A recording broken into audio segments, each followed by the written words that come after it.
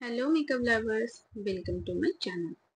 আজ আমি যে মেকআপ লুকটা দেখাতে চলেছি, তোমরা যদি আমার মতন কম্বিনেশন স্কিন আর ডাস্কি টু মিডিয়াম স্কিন টোনের হও, তো তোমাদের জন্য এই ভিডিওটা খুব হেল্পফুল হতে চলেছে, তাই দেখতে থাকো।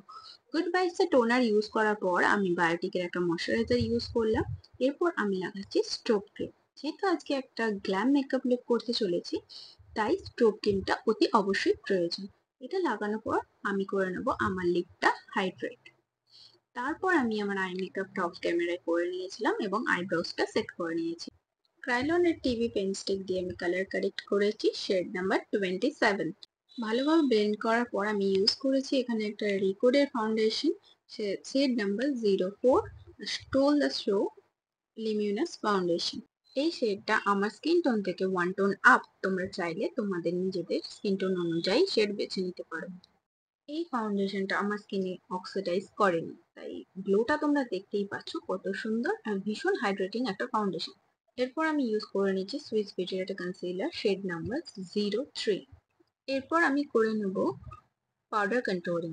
হ্যাঁ, ঠিকই শুনেছ, আমি কোনো কিছু বেস সেট করার আগেই পাউডার কন্ট্রোলিং করে নিচ্ছি। এতে কন্ট্রোলিং এবং ব্লাশ অনের পিগমেন্টটা আরো ভালোভাবে পাওয়া যায়।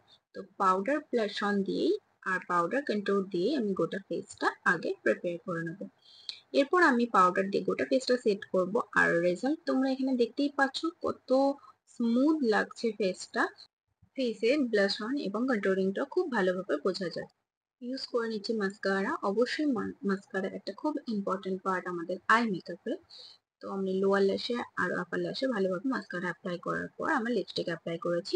লিপস্টিক শেডটা আমি প্যালেট থেকে ক্রিয়েট করেছি এবং ব্রাউন লিপ লাইনার ইউজ করেছি। এরপর আমি ইউজ করছি হাইলাইটার। আর এই হাইলাইটারটা কিসের হাইলাইটার তোমরা যদি জানতে চাও তো আমাকে কমেন্ট করো, আমি কমেন্টে সবাই রিপ্লাই দিয়ে দেবো।